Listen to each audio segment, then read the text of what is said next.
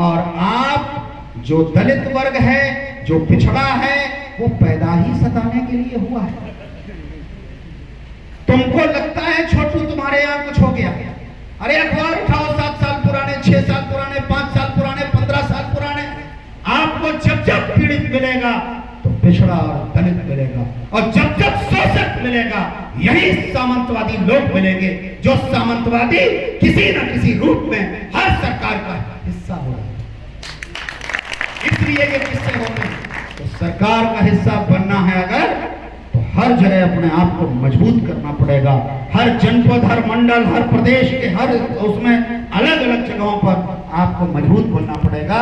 और मैं तो अपने सभी नौजवान साथियों को, मैं तो जब कह देता हूँ चरण वंदन करता हूँ, ये लोग चकराए जाते हैं, पर हम आपका चरण वंदन इसलिए करते हैं कि जो धरती हमारे बुजुर्गों ने दी, जो धरती आदरणीय हमारे धनगर साहब ने, राकेश भैया दी, तुम्हारे मैनपुरी से लेके, और जो हमारी धरती हमारे बड़े बुजुर्गों ने दी, चाहे पड़ोस में हो चाहे कोई हो, उस धरती को उपजाऊ बनाया उन्होंने खोद के।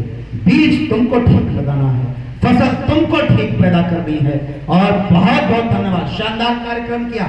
और इस कार्यक्रम में अंतिम सुझाव ये देता हूँ कि बुला लिया सो बुला लिया प्रयागराज में पहली बार, और इस चिंतन का अंतिम मंत्र लेके जाएं अलग अलग जनपदों के लोग। और अगर आप हमें उस जनपद में बुलाओगे विवेक पाल टाइगर को, और एक और समझ लेना, जब जब टेंट लगाओगे, जब जब भोजन की व्यवस्था करोगे, तुम्हारा समाज कमजोर होगा। जब जब पट्टी बिछाओगे, जब जब गांव में जाओगे, जब जब अंतिम पंक्ति के गड़रिया से मिलने जाओगे, तो मजबूत बनोगे। तो तैयारी कर लो, प्रयागराज की धरती से आप तैयारी करो। और बुलंदशहर वाले बता दे कि कब किसी सबसे बड़े गांव में चौपाल और पंचायत लगाएंगे।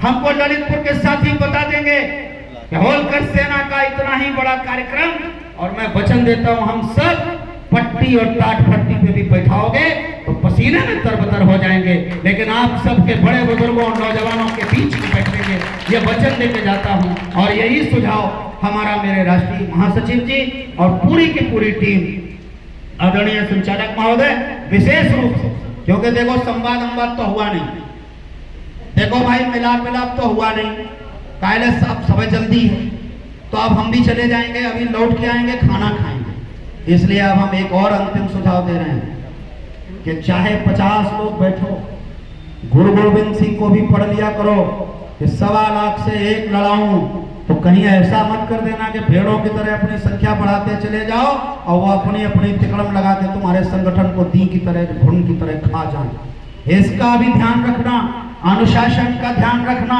और एक से एक ऊर्जावान जो लोग पड़े हैं, मैं तो मुझे जो भाई सरेआम जो पसंद आया, तुम्हारा मंडल अध्यक्ष सबसे ज्यादा पसंद आया, वो कम से कम आया और जिद करके, हालांकि अनुशासनहीनता किया, और संचालक महोदय समझाए कि भाई जोश है, अगर जोश नहीं लाओगे तो उबाल कहां से आए है। अभी देखे नहीं थे तुम्हारे त्रिवेणी में करोड़ों लोग अभी स्नान करने आए थे, लेकिन अब तुम सवाल नहीं पूछोगे। वही गंगा मैया, वही जमुना मैया जब तुम्हारे 30% हिस्से को डुबो रही है, तो कहां गए धर्म के ठेकेदार, कहां गए पुण्य कमाने वाले? क्यों नहीं आते लोगों की मदद करने? पूरे हिंदुस्तान से प्रयागराज में मदद क्यों नहीं आती? ये सामाजिक बीमारी है, इसको किसी सरकार से मत जोड़ो। बस इतना ही कहना है। आप सबके चरणों में बहुत बहुत प्रणाम। कहीं सुनी कतई माफ मत करना। जितनी देर दिमाग में टकरावे, रात में सोचना, कल सोचना, और हमें कभी मत भूलना। और एक साथ चाहे 2 गाली दे लेना, लेकिन जो कहता हूं ये बात करना शुरू करो। दूसरे दलों से बाद में बात करो, दल चलाते हुए राष्ट्रीय अध्यक्षों से पहले बात करो, राष्ट्रीय महासचिवों से भी बात करो।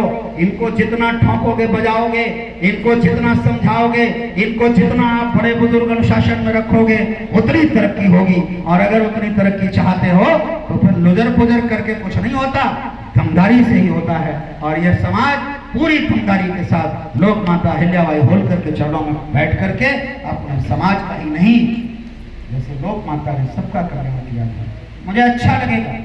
मुझे क्या सबको अच्छा लगेगा?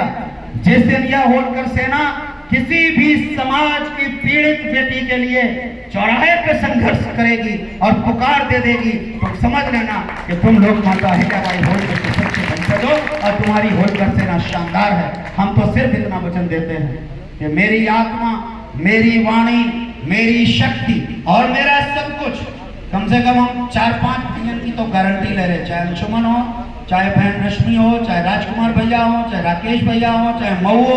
अब बताओ हिंदुस्तान का कौन सा कोना प्रदेश का बच गया है भाई? सब तो हो गया है। तो सबका आशीर्वाद आपको मिलेगा जब जब आप शानदार उद्देश्य लेकर के जाएंगे समाज में, आप सराहे जाएंगे।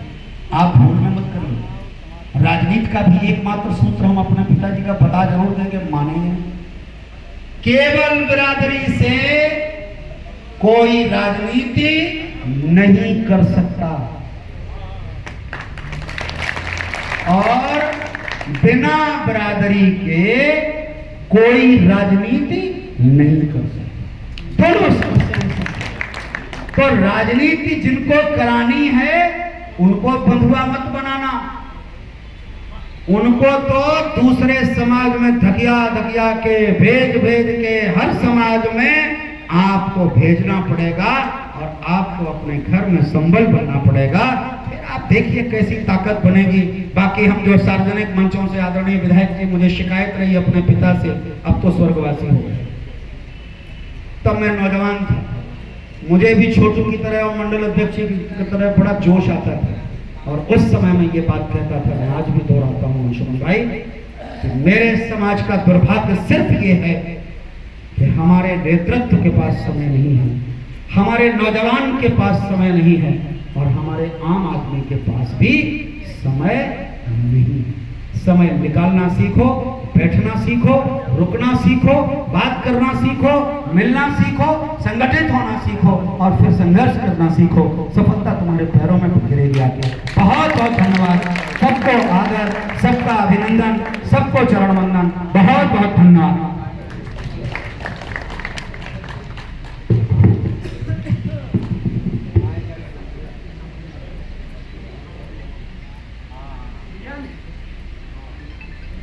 भैया ने एक साथ इतने आशीर्वाद दे दिए कि हम लोगों को संजोने के लिए वास्तव में 2-3 दिन लगेंगे, तब गहराई से हम लोग उस मंथन पर पहुंच पाएंगे और तब चिंतन की तरफ बढ़ पाएंगे। भैया की बात को जैसे आते ही मैंने कहा कि सुपुत्र हैं, तो वही 2 लाइन याद आ गई कि लीक लीक गाड़ी चले और लीके चले कपूत और लीक छोड़ तीने चले शायर सिंह सपूत। तो निश्चित रूप से कन्नौज की धरती ने सपूत पैदा किया है और आज हमको पुरानी यादें याद आ गई जब आदरणीय बाबूजी लखनऊ की धरती में एक फकीर जैसे जब खड़े हुए शिक्षा मंत्री के रूप में, तो लोगों ने बहुत सीरियसली नहीं लिया, मगर जब उनकी बारी में अपना ओजस्व पैदा करना शुरू किया तो सभी लोगों ने अपने जब दांतों के तले उंगलियां दबा ली और कहा कि कौन महापंडित, कौन महाविद्वान ऐसा बोल रहा है। वास्तव में ये तो प्रकांड विद्वान बोल रहे हैं। तब लोगों को जान आई, जान पड़ी कि अरे कोई सामान्य आदमी नहीं, ये अंग्रेजी का प्रोफेसर, हमारे उत्तर प्रदेश के शिक्षा राज्य मंत्री तब के श्री विजय बहादुर पाल और आज के स्वर्गीय विजय बहादुर पाल बोल रहे हैं, जिनको हम एक बार इस मंच के माध्यम से बारंबार नमन करते हैं, प्रणाम करते हैं और कहते हैं कि जहां पर भी बाबूजी हो, आपका आशीर्वाद हम लोगों पर बना रहे और आपका सुपुत्र हम सबके बड़े भैया हम सबको इसी तरह से मार्गदर्शन से अवलोकित करते रहे। बहुत बहुत धन्यवाद भैया।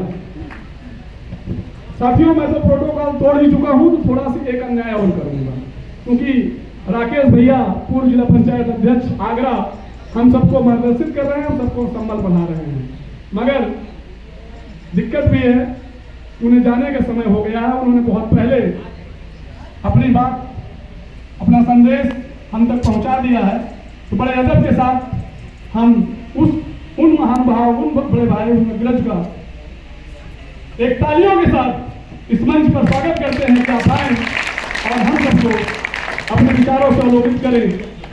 बड़े भैया श्री राकेश बघेल जी, पूर्व जिला पंचायत अध्यक्ष आगरा।